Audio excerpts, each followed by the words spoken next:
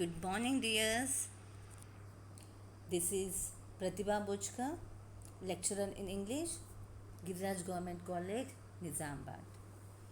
In the earlier class, we were talking about the lesson The Gift of Maggie, written by O. Henry. And we were discussing about Della, the female character, and the male character, Mr. James Dillingham Young. And she had only starting of the short story, the starting sentence of the short story, $1.87.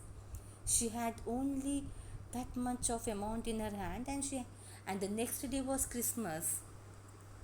She wanted to give a precious gift to her Jim, with whom she has spent many happy hours, and she wanted to feel honored to present the gift to Jim. By all these thoughts, she was standing before a pier glass between the windows. Suddenly, she got a thought. She rushed and stood front of the glass. Her eyes were shining brilliantly, but her face had lost its color within 20 seconds. She got a thought, and when she stood in front of glass, her what do we call face lost its color. Immediately she pulled out the hair down her hair and made it fall to its full length. Why did she do this one? What made her to pull down the hair? Let us learn in the next slide. Now there were two possessions of the James Dillingham Youngs in which they both took a mighty pride. Possessions means, you know what's the meaning of possession. Means the Jim is feeling that those two things are his, only his. One was Jim's gold watch that had been his father's and his grandfather's. The other was Della's hair. Did you understand, beta? There are two possessive things which Jim used to feel that these are only mine. These two things are only mine. What are those things? One is Jim's gold watch that had been his father's and also his grandfather's, and the other one was Della's hair, the hair which would look very beautiful on Della. Okay. Had the Queen of Sheba lived in the flat across the air shaft, Della would have let her hair hang out the window some day to dry, just to depreciate Her Majesty jewels and gifts. Here, if Queen Sheba used to lived in before the flat of what do we call Della, she would have hang the hair outside the window, dry the hair to make it fall outside the window and make the majesty feel that the jewelry what you have is not equivalent to my hair. Had King Solomon been the janitor with all his treasures piled up in the basement, Jim would have pulled out his watch every time he passed, just to see him pluck at his beard from envy, feeling jealous. He wanted to, what do we call, if King Solomon, before the King Solomon, he would have been there, so he would have pulled out his watch every time when he passed in front of, King Solomon, to make him envy, to feel jealous about the watch and about the hair they had. So these are the two things which Jim used to feel that these two things are his. Possessiveness, possession, about those things. What are those things? One is the gold watch and the other one is the hair of Della. Understood, beta? So let's move to the next slide.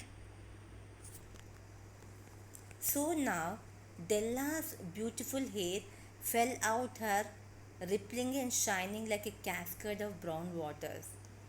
It reached below her knee and made itself almost a garment for her. So when she removed that hair and made it fall, made it to fall down, it was shining, and it reached below her knee, and it became a garment. So that much of hair she had, a lovely hair. And then she did it up again nervously and quickly. And again she, what do we call, again, what do we call, once she flattered for a minute and stood still while a tear or two splashed on the worn red carpet. She was just looking towards her hair. Something happened to her when she was looking, what do we call, towards her hair, which looked as a garment to her, which fall down. It was below her knee, and itself almost a garment to her. And then she did it up again nervously and quickly. Again she did it up. Once she faltered for a minute and stood still while a tear or two splashed on the worn red carpet. She had some feeling inside that, will I give a present to my husband, to her, to my Jim on Christmas? Let's see, will she gonna present the gift or not? On went her old brown jacket. On went her old brown hat, with a whirl of skirts and with the brilliant sparkle still in her eyes. She fluttered out the door and down the stairs to the street. Did you understand, Vita? I feel you have understood this one. Immediately, she got a thought when she removed the hair and she made it fall it down, and it was under below the knee. Immediately, she wore a old brown jacket and a brown hat, hmm, with something in her eyes, some idea. She got an idea in her mind, and immediately she ran downstairs, opened the door, and down the stairs to the street. Jumped immediately out of the house to the street, into the street. Understood, beta? Where she stopped, the sign read, "Ma'am, Sophrony, hair goods of all kinds." One flight up, Della ran and collected herself, panting. "Madame?" Large, too white, chilly, hardly looked the Sophrony. "Will you buy my hair?" asked Della. So when she wore the old brown jacket and the hat, immediately she was out of the flat, jumped into the street. Okay, downstairs, went downstairs, and she was in the street, and she was just walking, and suddenly she stopped near a sign. There was a sign board, and she was reading, "Ma'am, Sophrony, hair goods of all kinds." So that shop is about buying and selling the hair. One flight up, Della ran and collected herself, panting. Immediately she rushed into the shop. Madam was very large, too white, chilly, hardly looked this often. She was very large, white. Okay. "Will you buy my hair?" asked Della. Immediately she asked to Sophron, "Will you buy my hair?" Let's see what answer did she get. "I buy hair," said Madam. "Take your hat off and let's have a sight at the looks of it. I'm here to buy the hair." Because when Della has read the sign, hair goods of all kinds. She entered immediately, what do you call, rushing into the shop, and she said, "Will you buy my hair?" And then Madam Ann said, "I buy hair."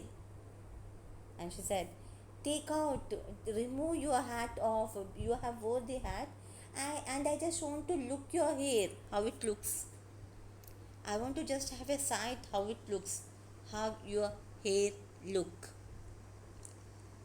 Down rippled the brown cascade. $20, said Madam, lifting the mass with a practiced hand. Immediately, when what do we call, when she removed the hat and she made the hair fall down, this lady, lifting that hair, said, "I'm gonna give $20 for this hair." Did you understand, beta? So immediately Della said, "Give it to me quick. Give it to me quick." When what do you call, Madam said that I'm gonna give $20 for this hair, then Della said, "Give it to me quick." Okay, so let's move to the next line. Oh, and the next 2 hours tripped by on rosy wings. Forget the hashed metaphor. She was ransacking the stores for Jim's present. Immediately she sold the hair and she got $20. When $20 were in her hand, she rushed into the street. Okay, and she was searching in all the stores for Jim's present. She was roaming for hours together. 2 hours she roamed in the stores, and she was searching for the gift which she wanted to present to Jim. She found it at last. It surely had been made for Jim and no one else. There was no other like it in any of the stores, and she had turned all of them inside and out. And at last she found it in one of the store, and when she saw that gift, she thought that it was made only for Jim. The gift which she saw in the store, she felt that that gift was made only for Jim, and there was no other like it in any of the stores. And which the gift what she wanted to present to Jim, she did not find in any other stores, and in this store she found a gift which she felt that it was made only for Jim.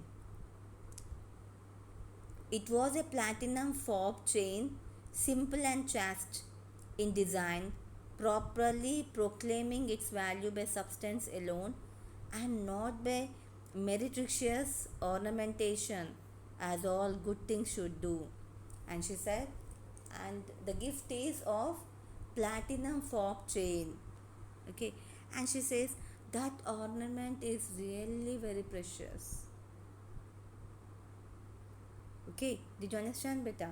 She has roamed for 2 hours to buy a gift to her Jim, and she starting itself she said, "I want to present a gift to my Jim. It should be very precious. It should be rare to her Jim." And she bought a, what do you call, she searched for it and she got a very rare present made up of platinum, the chain, fob chain made up of platinum. Understood, beta? It was even worthy of the watch. As soon as she saw it, she knew that it must be Jim's. It was like him.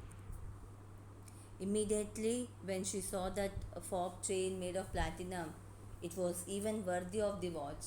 So it is equal. So it should be used for the watch. She wanted to buy a gift to the watch, the golden watch, the watch which was presented by father to Jim. As soon as she saw it, she knew that it must be Jim. So when she saw that gift, it is made only for Jim. It is only for Jim, and it was like him itself. Quietness and value, the description applied to both. $21 they took from her for it, and she hurried home with the 87 cents. So as earlier she had $1.87. When she sold the hair, she got $20, and that fob chain, which was made of platinum, costed $21. She immediately paid $21, bought that chain, fob chain. She had only 87 cents in her hands. She returned home with only those 87 cents. With the chain on his watch, Jim might be properly anxious about the time in any company. So when what do we call, the watch had the watch, about the watch we were speaking, it had only dial. There was no chain to that watch. So when this beautiful gift, the fob chain made up of platinum, is going to be gifted to Jim, he regularly gonna wore that what do you call, watch. Grand as the watch was, he sometimes looked at it on the sly on account of the old leather strap that he used in place of a chain. And mostly that chain was gold chain watch, and maybe they have lost that chain. Maybe they have sold that chain, and that dial was remained, the gold watch. The watch was remained only the dial. There was no strap, and mostly times he used to wear by the leather strap. And now when this present is going to be the gift is going to be presented by Della to Jim, he gonna wore with the platinum chain. Understood, beta? Did you understand? Let's move to the next slide. When Della reached home, her intoxication gave way a little to prudence and reason. She got out her curling irons and lighted the gas and went to work repairing the ravages made by generosity added to love. Immediately she reached the home, she kept all the things aside and she started preparing, which is always a tremendous task. Dear friends, a mammoth task. What is gonna happen? Now she has sold. In the starting of the lesson, I spoke that there are two possessive things in the life of Jim. One is watch and the other is Della's hair. Now Della had lost her hair, okay, and she don't know what is gonna happen now. Within 40 minutes, her head was covered with tiny, close lying curls that made her look wonderfully like a truant schoolboy. So immediately when she sold the hair, her long hair was now became very short, and she covered everything in 40 minutes. Okay, did you understand, Veda? She sold the hair for $20, bought a gift for $21, reached home, and now she started thinking of what might happen in the next minute when Jim gonna learn that she sold her hair to bring the present, to bring the gift. Okay. She looked at her reflection in the mirror long, carefully, and critically. After the hair loss, she looked at her reflection in the mirror. If Jim doesn't kill me, she said to herself, before he takes a second look at me, he will say I look like a Coney Island's chorus girl.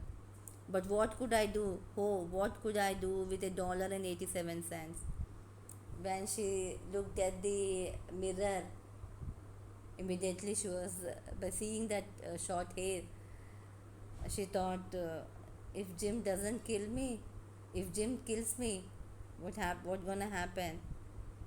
And before giving a second look, Jim gonna say that you are looking like a Coney Island chorus girl. So without hair also you are very beautiful. But I did uh, to buy a beautiful gift to my husband Jim. What could I do? Only with $1.87. What present I could bring to my Jim? What precious present I could bring for my Jim by having only $1.87. At 7 o'clock, the coffee was made and the frying pan was on the back of the stove, hot and ready to cook the chops. And exactly at 7 o'clock, she prepared coffee, means her husband Jim gonna arrive exactly at 7 o'clock. She prepared the coffee and she kept the frying pan on the stove to make that pan hot and to cook the chops. Okay, let's move to the next slide. Jim was never late. Della doubled the fob chain in her hand and sat on the corner of the table near the door that he always entered. Then she heard his step on the stair away down on the first flight, and she turned white for just a moment. She had a habit for saying little silent prayers about the simplest everyday things, and now she whispered, "Please God, make him think I am still Prati." Did you understand, Beta? Jim regularly used to come at 7 o'clock. As in the earlier slide, we learned at 7 o'clock she prepared the coffee and she put the pan on the stove to make pan hot and to cook the chops. And now Jim was never late. Della doubled that fob chain and she was holding in her hand, and she sat near the door from which door the Jim entered. She heard the steps. Jim was climbing the staircase, and she became completely white at that moment because she was completely scared because she has done a the thing which was not, maybe which will not be liked by Jim. The thing was, she sold the hair in the starting of the, I'm repeating again, in the starting of the slide only. What do we call, in the earlier class, what do we call, in the starting of this short story, we learnt that the two things meant him very possessive. One is watch and the other one is hair, and that the hair is lost. And she became very white. For every day, daily she had a what do you call, habit of saying silent prayers for doing some, if at all she does some mistake. But now she whispered, she prayed to the God, "Please God, make him think I am still Prati." She was praying to the God that I should look pretty in this short hair also. She was praying to the God. She was whispering that I should look pretty in this small hairs also. Okay, let's move to the next slide. The door opened and Jim stepped in and closed it. He looked thin and very serious. Poor fellow, he was only 22 and to be burdened with a family. He needed a new overcoat and he was without gloves. So Jim opened the door, stepped in and closed it. He looked very thin and very serious. He was only 22 because the complete family burden was on his shoulders. And Della said, "Poor fellow, he needed a overcoat and gloves also because maybe that is very cold country. So everyone without overcoat and without gloves, they don't move outside. So then Della said, he needs overcoat and gloves." Jim stopped inside the door, as immovable as a setter at the scent of quail. His eyes were fixed upon Della, and there was an expression in them that she could not read, and it terrified her. When Jim closed the door, he stopped inside the door. Okay, his eyes were fixed on Della. There was some expression in the eyes of what do we call, Jim, and Della couldn't read that expression because she was very much scared. She was terrified. What the thing she has done? She has sold her hair. That was very scaring in her. And when Jim was seeing towards her, there was some expression in the eyes. When we do some mistake, when we do some mistake and we feel that our what do we call elderly people should not know in our house. Every time we'll be feeling that they should not know that one. In the same way, here Della did a mistake. She sold her hairs, and now she has become very white. And when Jim was looking towards her, there was some expression in the eyes of Jim. This lady was not able to read those expressions. She was completely terrified. She was scared. The thing what she has done. Understood, beta? Did you understand till here? Okay, then we'll complete what do we call in the what do you call next slide in the next class. Okay, beta? Here we'll stop the class here and continue in the next class. Right, beta?